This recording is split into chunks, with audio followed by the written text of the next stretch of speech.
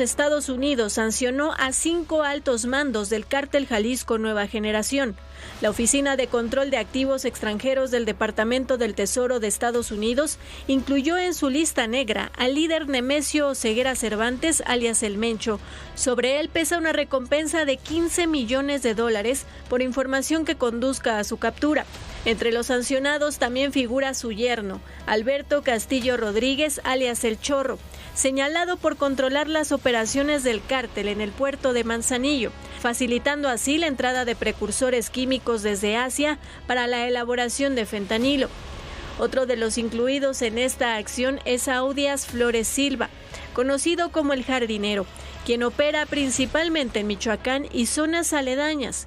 De acuerdo con informes de inteligencia, se le acusa de manejar laboratorios clandestinos de metanfetamina, coordinar rutas de trasiego y liderar ofensivas contra grupos rivales como la Familia Michoacana y Cárteles Unidos.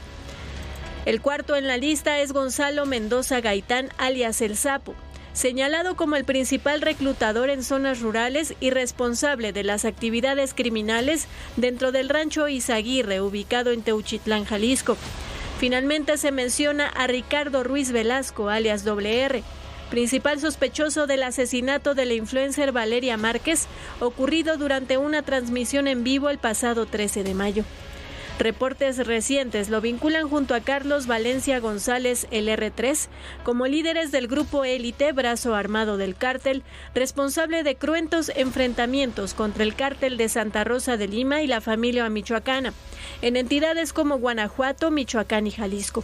En un comunicado oficial, el Departamento del Tesoro describió al cártel Jalisco Nueva Generación como una organización brutalmente violenta, responsable de una parte significativa del fentanilo y otras drogas ilícitas que ingresan a Estados Unidos. Las sanciones implican el congelamiento de todos sus bienes e intereses en territorio estadounidense. Además, se advierte que podrán imponerse medidas adicionales contra instituciones o personas que mantengan vínculos financieros o comerciales con los individuos señalados. Para ADN 40, Fuerza Informativa Azteca. La justicia en el Estado de México está funcionando con bastante certidumbre y ha logrado establecer varios operativos que han golpeado duramente a distintos grupos criminales, sobre todo a la nueva familia michoacana de los hermanos Olascuaga. La operación Enjambre fue un buen ejemplo de ello, pero siguen existiendo relaciones con esos grupos criminales, con espacios de operación donde se mueven con mucha impunidad. Uno de esos espacios es toda la zona de Valle de Bravo, donde los grupos criminales controlan desde la venta de materiales de construcción hasta la venta de pollo y tortillas, a través de una trama de complicidades que trasciende, por supuesto, ese municipio. Pero el cerco contra los hermanos Olascuaga, contra la fresa y el pez, se está también cerrando. Esta semana en el Estado de México, 2 adolescentes fueron vinculados a proceso por narcomenudeo. Son integrantes de la familia michoacana. La Fiscalía Mexiquense detalló que estos sujetos fueron detenidos por la Policía Municipal de Villa de Allende cuando vendían droga. Días antes, 3 hombres fueron detenidos en Monte Alto, Valle de Bravo. Al momento de su captura, les aseguraron varias dosis de droga sintética, una báscula y teléfonos celulares. También son integrantes de la familia michoacana. La detención de estos integrantes de la familia michoacana revela los esfuerzos en seguridad apoyados por el gobierno federal como el operativo Enjambre. Sin embargo, también revela otra realidad, que no han podido controlar la participación y dominio de grupos criminales, principalmente el cártel liderado por los hermanos Johnny y José Alfredo Hurtado Olascuaga. ADN 40 viajó a Valle de Bravo para conocer la situación que viven los pobladores. Para efectos de esta nota, ella es Marta. Contó lo que sucede dentro de su local y pidió apagar las luces. Solo así aceptó hablar de los extorsionadores que operan en el municipio mexiquense de Valle de Bravo. Pues sí sucede, nada más que hay ocasiones que se queda uno callado por no meterse uno en problemas, ¿no? O la verdad por miedo de tomar alguna represalia. Esta mujer ha sido testigo del modus operandi de los delincuentes, quienes acechan a empresarios, locatarios y taxistas para obligarlos a pagar el llamado cobro de piso en un pueblo mágico que poco a poco pierde su brillo. Piensan que tener negocio piensa que son millonarios o no sé, y los extorsionan, hasta los han secuestrado y han tenido que pagar grandes cantidades de dinero. Vecinos del municipio aseguran que para infundir temor, los criminales se identifican como miembros del crimen organizado. Algunos taxistas, relata Pedro, pagan entre 150 y 300 pesos al día. Pues los rentean, más que nada, ¿no? Los rentean y les piden su cuota. Hay unos que es semanal, otros que es mensual. Está difícil el tema, ¿no? De la inseguridad y de lo que estamos viendo, de la extorsión. Los comerciantes de pollo y huevo tampoco se salvan. El impuesto criminal, dicen, depende del tamaño del comercio y oscila entre los 200 y 400 pesos. Sí lo veo más, pero pues porque hay gente que no tiene dinero y le sacan el poco dinero que tiene. Ya hablemos, pues, carne, pollo, huevo, tortillas, todo, y todo tipo de negocio, materiales, pues todos tienen que subir los precios por lo mismo del cobro. La Cámara Mexicana de la Industria de la Construcción también denunció extorsiones en contra de propietarios y empleados en casas de materiales. Bajo amenaza les exigen pagar por cada viaje de arena, grava, varilla o cemento. A otras empresas del sector las obligan a pagar 100 pesos por cada trabajador que empleen en sus proyectos. Si no pagan, no los dejan trabajar. Pocos se atreven a denunciar por miedo a represalias. Alrededor de 70,000 personas viven en Valle de Bravo y más de la mitad dependen o se dedican al turismo. Un turismo que debido a la inseguridad comienza a alejarse. Con información de Óscar Hernández, ADN 40. Y vamos a otro tema. La censura vuelve a estar presente en la política nacional, no solo en la nueva ley de telecomunicaciones y radiodifusión que se discutirá en un periodo extraordinario en julio próximo, sino también comienzan a avanzar las leyes estatales que violan claramente los derechos constitucionales, como ocurre particularmente en el estado de Puebla y en el estado de Campeche.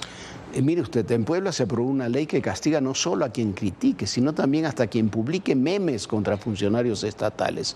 Pero en Campeche superaron todo. Un periodista fue vinculado a proceso con una ley impulsada por Laida Sansores, la gobernadora, que acusa al periodista de incitar al odio y se lo castigó a prisión preventiva, a 2 millones de pesos de multa que debe pagar al director de comunicación social y con la inhabilitación profesional, a primero habían dicho de por vida, después lo dejaron en 2 años.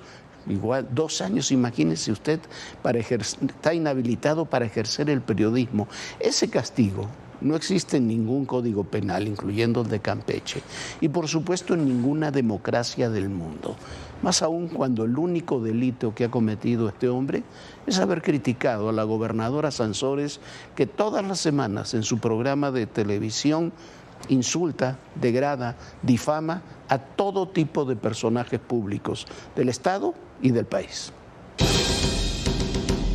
La libertad de prensa y expresión sigue siendo una piedra en el zapato de la Cuarta Transformación.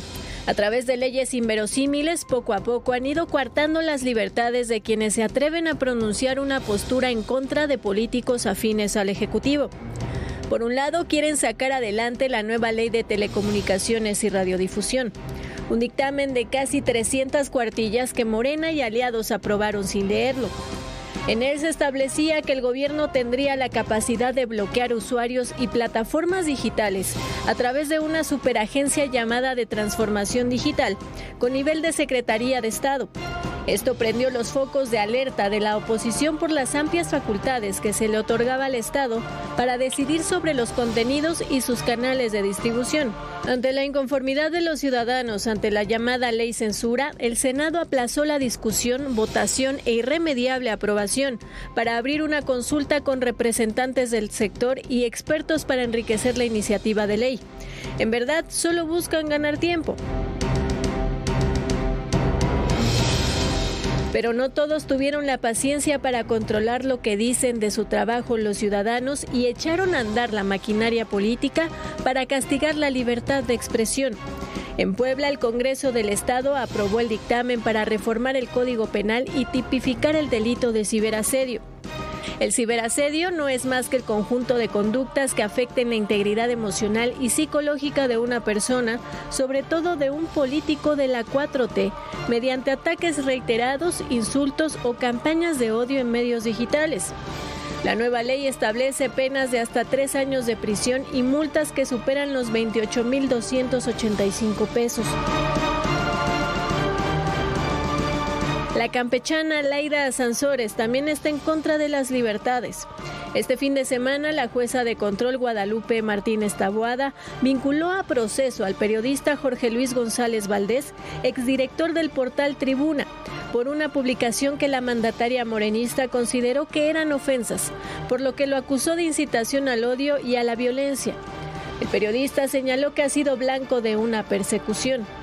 La decisión ordenada por Sansores incluye prohibición para ejercer el periodismo por 2 años, el cierre de Tribuna, que tenía una edición impresa pero dejó de circular desde febrero de 2023, la vinculación a proceso de Isidro Yerbes, representante legal de la Organización Editorial del Sureste, editora del diario.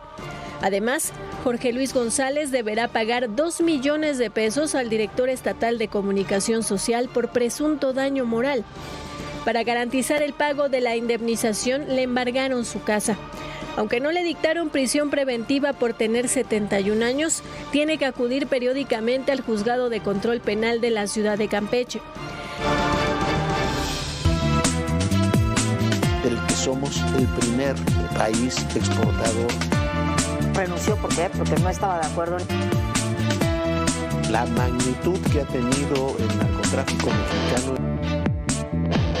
Las confrontaciones, las reacciones.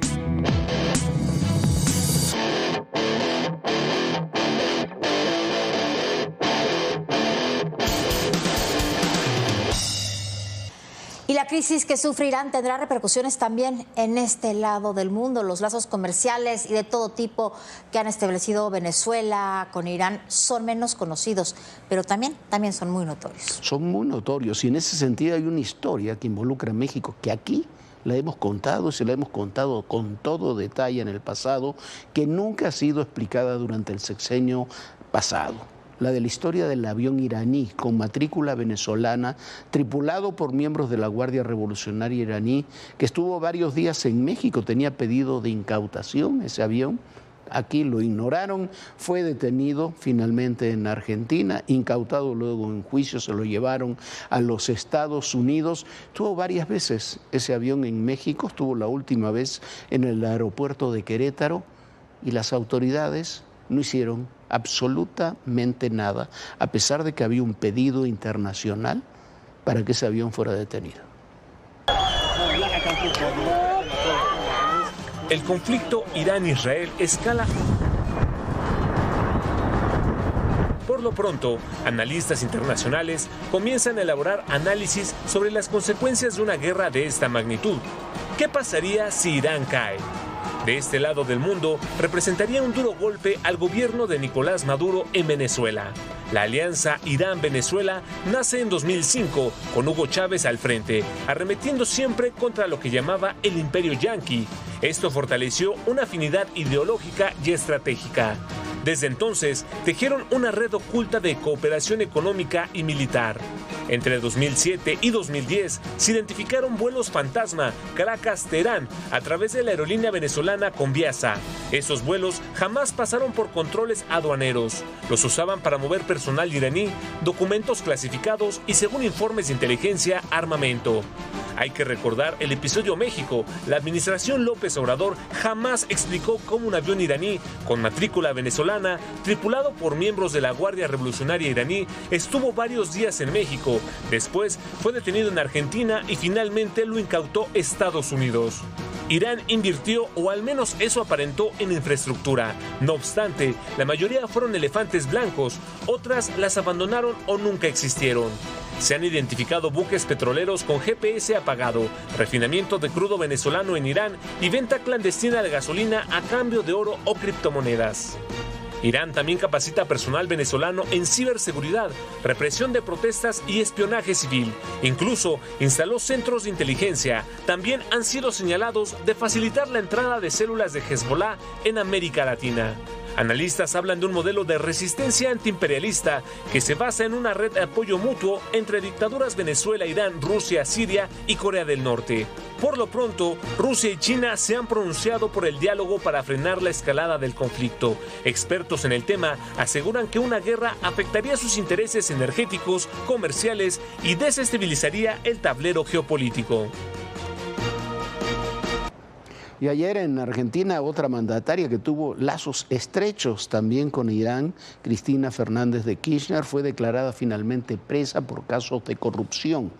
Pero quedó detenida, pero no en un penal, quedó en su vivienda, en un departamento que tiene ahí en un barrio de la ciudad de Buenos Aires. Tiene procesos abiertos, además, por su relación con el gobierno iraní y con los atentados realizados contra instituciones judías en Argentina, realizados por el gobierno de Irán.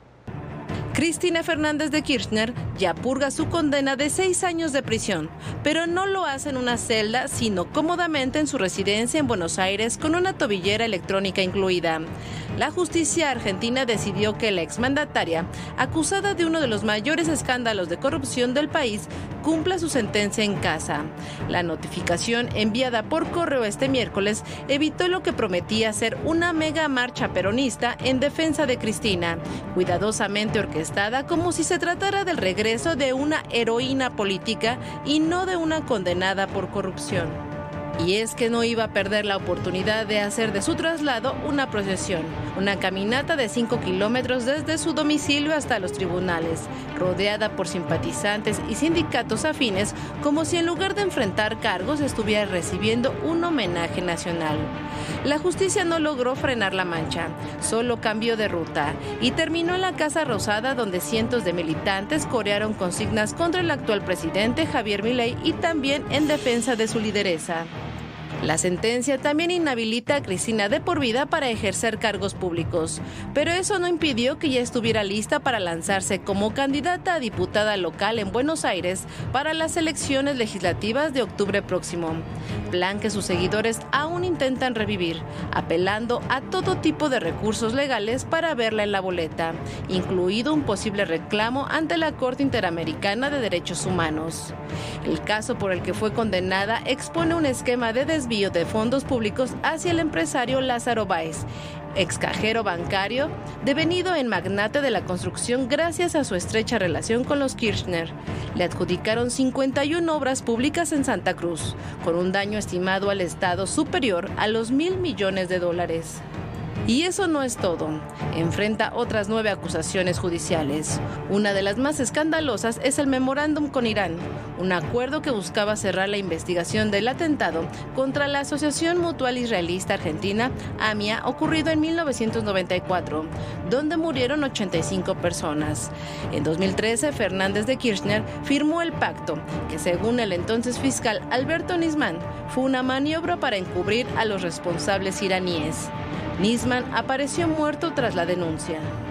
El juicio por encubrimiento y abuso de autoridad fue ordenado en 2023, pero aún no tiene fecha.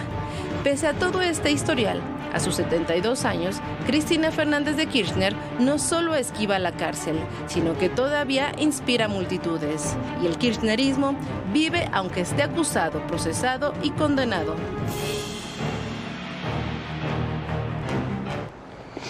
Irán realizó 2 atentados en Argentina contra 2 instituciones muy conocidas, muy populares en Argentina. El más famoso fue el atentado de la AMIA, de una asociación mutual israelita, que provocaron cientos de víctimas. Lo hicieron con coches bomba, fueron 2 atentados terribles. Está comprobado y se sabe hasta los nombres de quienes realizaron esos atentados. Cristina Fernández de Kirchner, cuando era presidenta, firmó acuerdos con Irán y firmó acuerdos a cambio precisamente, eso es lo que dicen, del proceso que se le seguía a estos personajes y al propio gobierno iraní. Estableció distintos convenios de distintos tipos, se habla que también incluyeron temas de estos nucleares, de lo que se está hablando ahora. Pero lo más interesante de esto es que todo ese caso, el caso de la relación del gobierno y de ella misma, de Cristina Fernández con Irán, lo siguió un fiscal independiente, Alberto Nisman.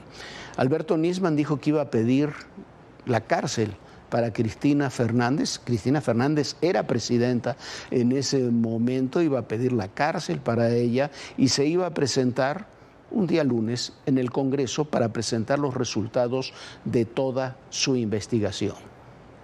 Casualmente, el domingo en la noche, Nisman apareció preso. El gobierno dijo que se había suicidado, pero las investigaciones actuales demuestran que Nisman fue asesinado. Fue asesinado por investigar la relación de Cristina Fernández con Irán. Son los hilos sueltos de las relaciones de Irán con varios países del continente y con muchos de estos sectores que se dicen de izquierda y apoyan una dictadura teocrática como la iraní. Bueno, Jorge, este caso es impresionante porque ¿cómo es posible que justo va a enjuiciar a la presidenta y aparece muerto? Dicen que es suicidado.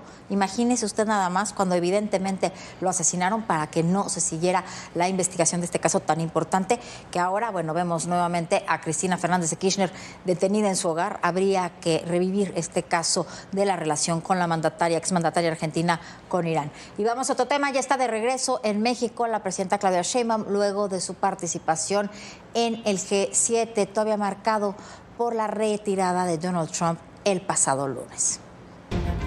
Concluyeron los trabajos en la cumbre del G7, realizada en Canadá. Los líderes mundiales solo intentaron mitigar las tensiones globales derivadas de contextos como la guerra en Ucrania y el fuego cruzado entre Israel e Irán. Lo hicieron sin la presencia del presidente de Estados Unidos, Donald Trump, quien se retiró el lunes pasado para regresar a la Casa Blanca y abordar la situación en Medio Oriente. Trump no ha definido si realizará una intervención directa junto a Israel en contra de Irán, pero hizo una exigencia al país persa de rendición incondicional. We're not looking for a ceasefire. We're looking for a total, complete victory. Again, you know what the victory is. No nuclear weapon. Y ya respondió el líder supremo, Ali Khamenei. ملت ایران در مقابل جنگ تحمیلی محکم می‌ایسته، همچنانی که تا حالا ایستاده. در مقابل صلح تحمیلی محکم می‌ایسته. ملت ایران در مقابل تحمیل تسلیمی هیچ کس نمیشه. Este conflicto cumple 6 días. Este miércoles Irán lanzó 2 nuevas oleadas de misiles sobre Tel Aviv y por primera vez utilizó su misil hipersónico Fatah-1. El gobierno de Benjamin Netanyahu insistió en que Israel no puede dar marcha atrás frente a un régimen que llama abiertamente a la destrucción. Aseguró que hoy golpeó nuevamente las bases militares del país persa. Usuarios de Internet en Irán advirtieron un supuesto hackeo de transmisiones de la televisión oficial, mientras que el observatorio NetBlocks reportó un apagón casi total del servicio de Internet en el territorio iraní. Al menos 254 personas han perdido la vida desde el pasado 13 de junio, cuando Israel comenzó la ofensiva. Y continúa la alerta por la llegada de Eric entre las costas de Guerrero y Oaxaca. Mi compañero Miguel Ángel Pérez se encuentra en Acapulco y nos tiene todos los detalles, toda la información. Miguel Ángel, muy buenas noches. ¿Cómo se está viviendo en estos momentos Acapulco? ¿Cómo se ve toda esta situación climatológica?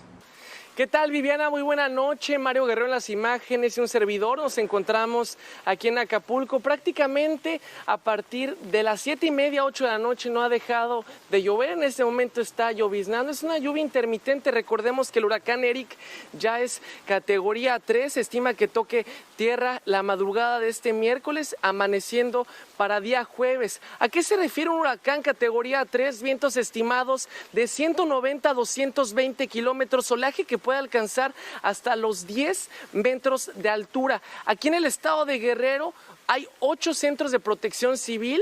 Aquí en Acapulco se encuentra uno de ellos en Boulevard de las Naciones, a 5 kilómetros de Punta Diamante. Alrededor de 60 elementos, 9 unidades y 2 lanchas están preparadas justamente para actuar cuando toque tierra este huracán. En imágenes oportunas de Mario Guerrero observemos el embarcadero de Playa Manzanillo. Son más de 100 embarcaciones, 100 lanchas que con polines desde hace 2 días pues arrastraron aquí a la costa para evitar daños a las lanchas, como lo fue con Otis, pérdida total. No solamente este gremio, también los comerciantes de la costera, que nosotros hemos estado aquí únicamente 2 días y hemos visto los efectos que hay desde Otis, John, Dalila.